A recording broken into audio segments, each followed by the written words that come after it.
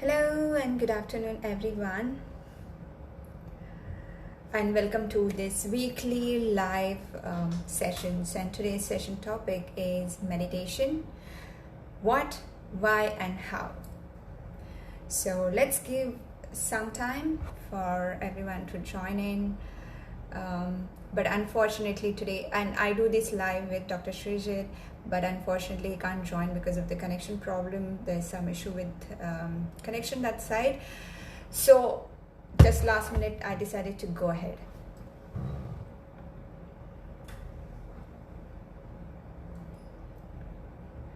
So if you're live, if you're there, say hello. Just let me know from where are you joining.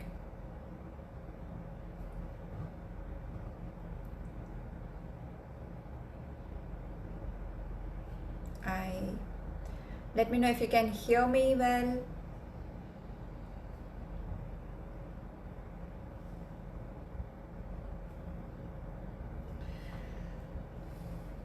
Okay, so let's get started. So before I begin, I just want to give a little introduction of mine. I know I've been doing this live from we are doing this live from last 2 weeks. I have been doing it with Dr. Srijit, but unfortunately today he can't join in.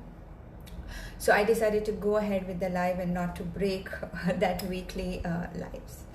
Hi Kiran, hi, thank you for joining. So just to give a little bit brief about me, I'm a yoga teacher obviously and yoga therapist, and I'm based out of Singapore. And I have my studio, if you know Singapore, it's at the east side of the Singapore Joo Road, and we do group sessions, private session therapies, yoga therapy, corporate wellness, kids yoga, sound bowl meditation session. So yeah, if you need any help in this regard, you can get in touch with us. So today's topic, going back to, is meditation: why,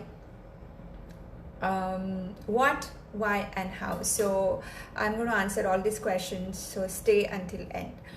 Now, whenever we talk about meditation, a lot of people, I do get a different kind of reaction. Few people are very, very comfortable with the meditation, doing meditation, or they know what is they have experienced the meditation. But there are other group of people who have never done meditation, who have never experienced the meditation. And then that is why they have a lot of notions about meditation. They have a lot of pre-notions about meditation, or myths about meditation. So I am going to talk about those in a while. So what is meditation basically? Now when we do physical asanas, it is working on our physical body. When we do breathing, pranayams, it is working on our energetic layer. But meditation is for our mind. It's at the manomaya kosha, if you know the pancha koshas. Anyway, that is another topic, but this is the third layer, the mind. Okay, and this mind is the root cause of most of the issues currently we are facing. These are called lifestyle disorders, lifestyle related issues. So the meditation works on your mind level. So now, what is meditation? Okay, so just sitting, closing eyes, or creating that environment is not meditation. But meditation is it's the process. Basically, it's a tool to become aware what is going around you, and at the same time what is going within you. Okay, so if you have heard of this, when you're meditating, it's not that you're just completely thinking. You're aware of the surrounding, you're aware what is happening, but at the same time, you're aware what is happening within you. What are your thoughts? What are your emotions happening at the same time? Thank you, Kiran. Thank you for watching. So this is meditation. But then there are a lot of myths around meditation among people. I come across a lot of them, and one of them is that I can't sit still. I can't sit and close my eyes. meditation is not only just sitting still. Yes, this is a part of it, but meditation can be anything. When you're doing it, yeah, how to control thoughts, I'll answer that question. So meditation is anything. So if anything which you are doing it with full focus, with your heart, with your mind into that. So let's say you like gardening and you're completely focused, you're not thinking of anything, you're enjoying that process, you're doing that work. They are not thoughts, you're completely one with that action you're doing. So that is meditation. Okay, so anything you do it with your full heart, with your complete balance, with your complete awareness of your mind, your body, your breath, it's there. That is meditation. So you don't have to sit still. Yes, that is one way to do meditation and to relax yourself and be into meditation, but that is not necessary. There are a lot of types of different meditations available, whichever works for you. Then second myth I always come across is that I can't control thoughts, and there's a question how to control thoughts while meditation. So meditation is not about controlling thoughts, but meditation is about reducing the flow of thoughts. So what is happening is when you're sitting in meditation, or you're just observing your thoughts or your breath, the thoughts will come. That is the nature, that is our nature. So it will come and go, but the meditation will happen when you come back to your breath. So it's not about controlling thoughts, but it's about coming back to your breath. So let's say I'm focusing on my breath, and suddenly I get a thought saying, thinking that, okay, what am I going to eat for dinner, or what I am going to do after this meditation, or something comes in my mind from the past. So the idea here is not to get attached to those thoughts, means not to get into another loop of thoughts or another thoughts on top of that, but coming back to your breath. So you come and back, and that is the way to control thoughts. So basically, if you consistently do this meditation or this practice, you won't have to control any thoughts. It will automatically happen, and those coming back to your center, to your breath, is what meditation. And it does not mean that you have to sit there 1 hour and 1 hour you have to be focused. No. So the thoughts will keep on coming and go, but as long as you bring your awareness back to your breath, or whichever tool you are taking. So let's say you're doing japa meditation where you chant mantras, or sound meditation, or you're focusing on like one symbol. So as long as you're coming back to that symbol or that thing, that is what the meditation is all about. Now we have seen what is meditation. Now why we need to do meditation. So if you see earlier timing, like our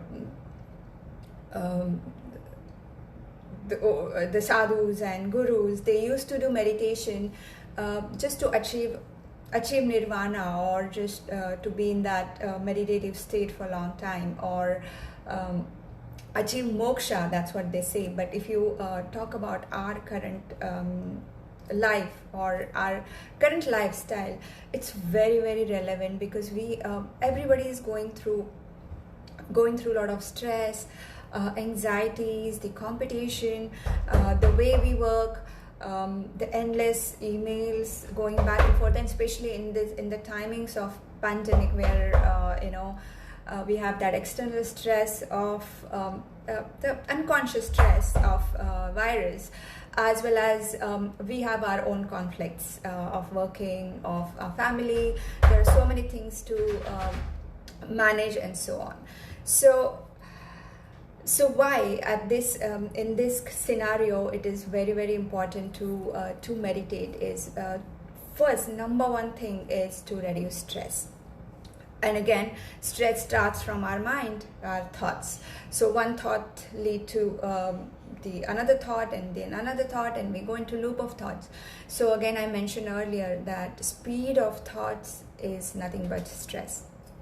Okay, so just to reduce this number of thoughts, reduce the speed of thoughts is what meditation or yoga is all about.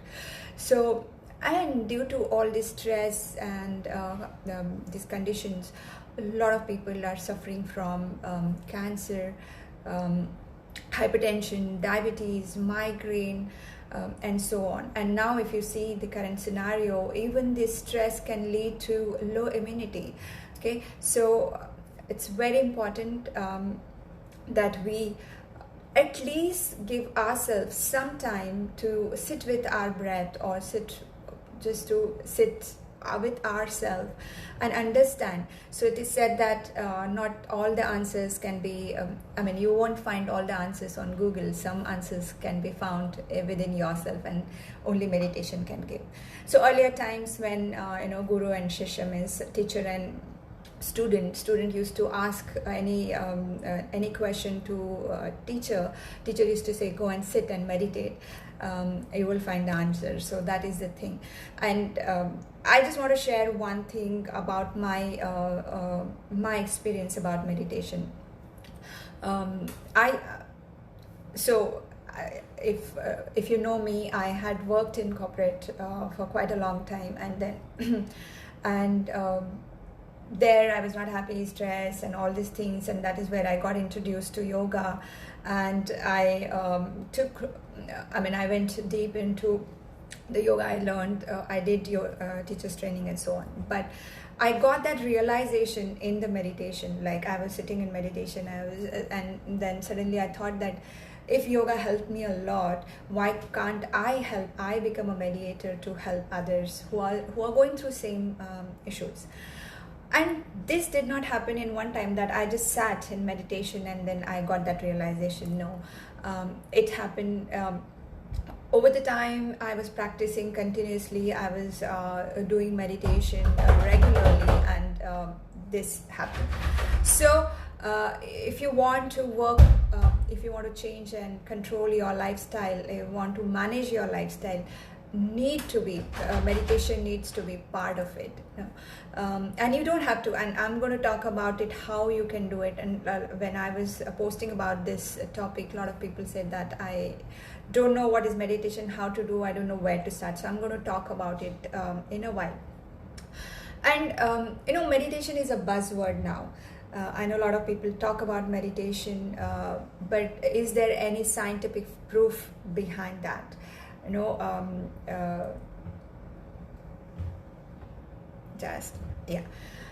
Is there any scientific proof behind meditation? Is there any scientific basis behind the meditation? So there was research done, and it is proved that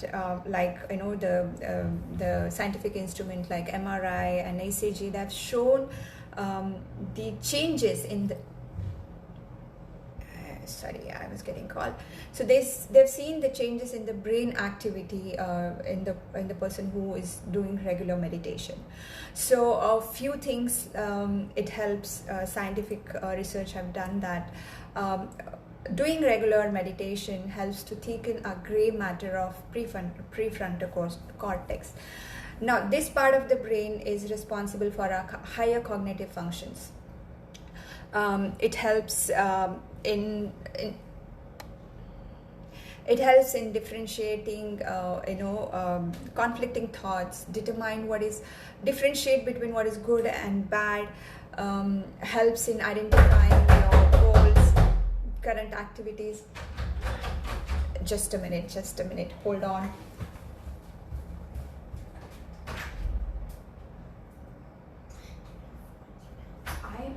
I'm live.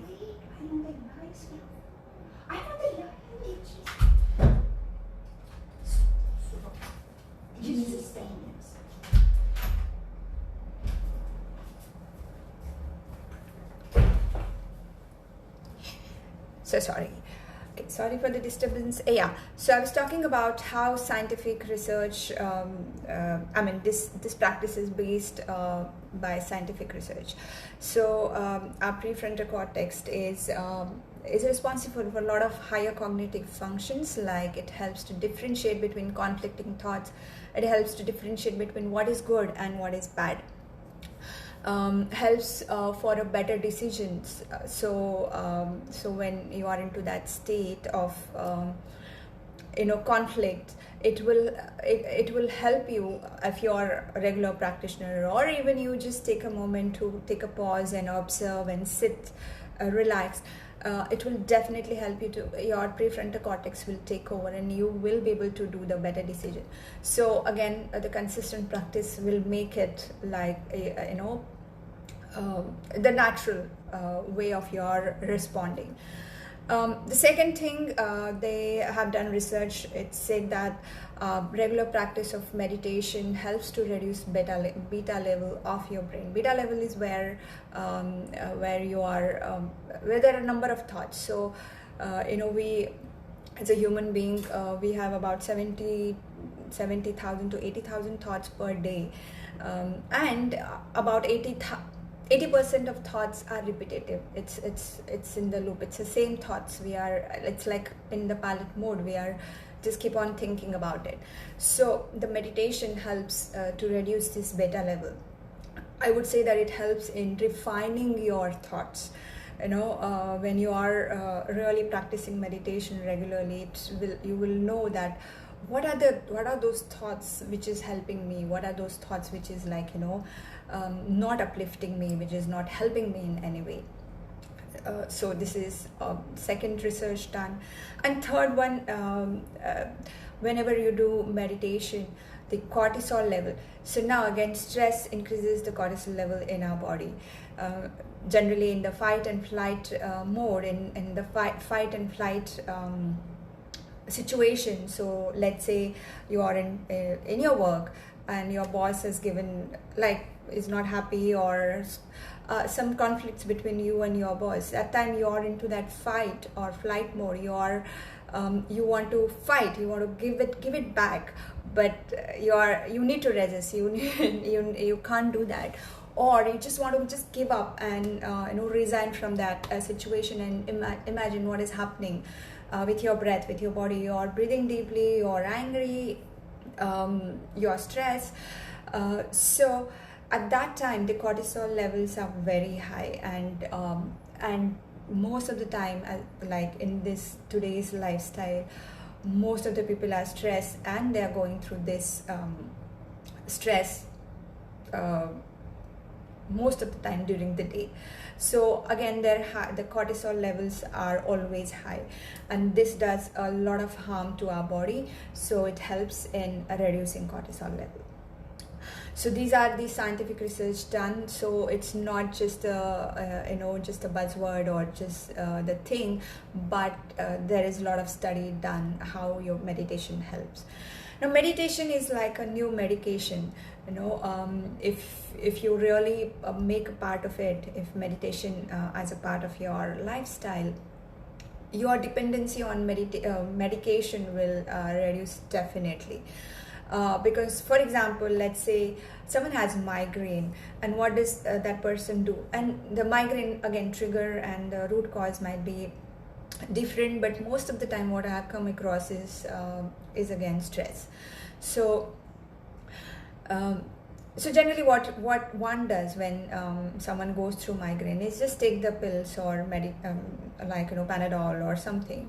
But what happens is you feel better sometime and again it comes back.